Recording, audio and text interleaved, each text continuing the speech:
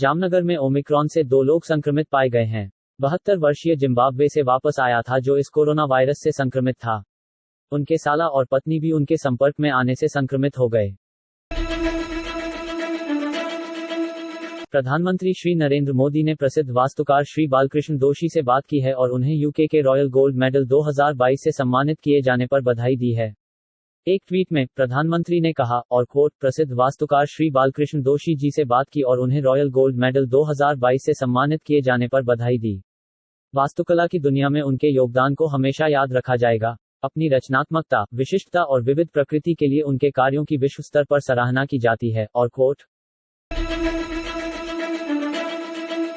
CDS general Bipin Rawat, जिनकी 8 दिसंबर को तमिलनाडु में एक हेलीकॉप्टर दुर्घटना में मृत्यु हो गई थी, को कई राष्ट्रों और अन्य गणमान्य व्यक्तियों के रक्षा अनुलग्नकों ने श्रद्धांजलि अर्पित की। सीडीएस बिपिन रावत का अंतिम संस्कार कल दोपहर दिल्ली कैंट के बरार स्क्वायर शमशान में किया गया। इससे पहले सीडीएस रावत और उनकी पत्नी का अंतिम संस्कार यात्रा कामराज रोड स्थित आवास से बरार स्क्वायर शमशान घाट तक गया।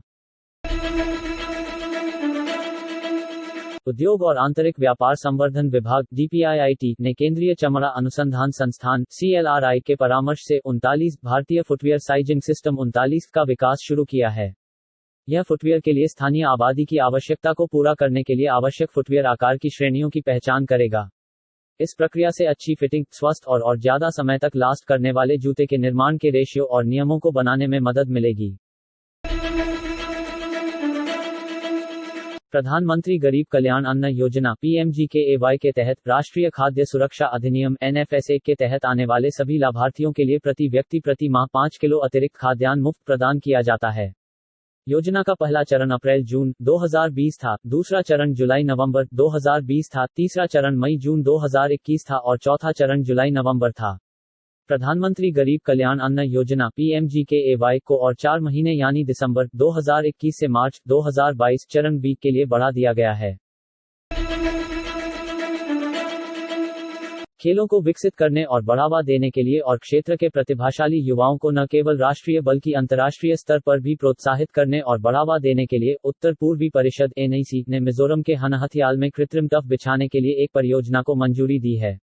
परियोजना को 2017 में 682.90 लाख रुपए की परियोजना लागत के लिए मंजूरी दी गई थी, जिसे NEC द्वारा पूरी तरह से फंड किया गया था।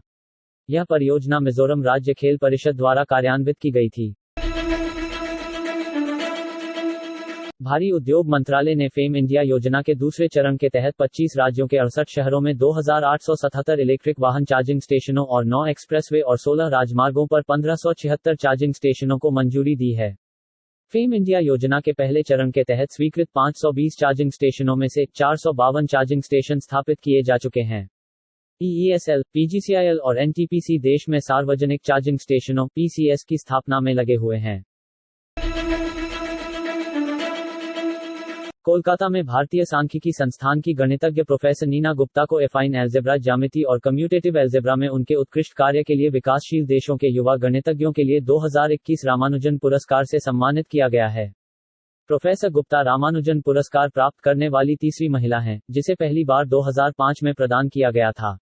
रामानुजन पुरस्कार प्रतिवर्ष 45 वर्ष से कम आयु के एक प्रख्यात गणितज्ञ को उत्कृष्ट शोध के लिए दिया जाता है। मॉडल डेमी रोज इंस्टाग्राम पर अपने आकर्षक फोटोशूट के कारण इंटरनेट सनसनी है। मॉडल काइली जेनर के पूर्व प्रेमी टाइगा से रोमांटिक रूप से जुड़े होने के बाद वह प्रसिद्ध हो गईं। अपनी फिटनेस के बारे में बात करते हुए डेमी ने एक बार कहा था, मैं जितना हो सके स्वस्थ रहने की कोशिश करती हूँ। यात्रा के साथ काम करना मुश्किल है। मैं दुनिया भर में यात्रा करता हूँ लेकिन अपनी दिनचर्या को बनाए रखने की कोशिश करती हूँ। Big boss OTT fame Urfi Javed ने नीली बिकिनी में कमर पर सारंग बांधे अपनी तस्वीर पोस्ट की है। ये तस्वीरें बहुत जल्द वायरल हो गईं। उनके फैंस ने उनके पेज पर उनके शानदार और खूबसूरत लुक को लेकर कमेंट किए।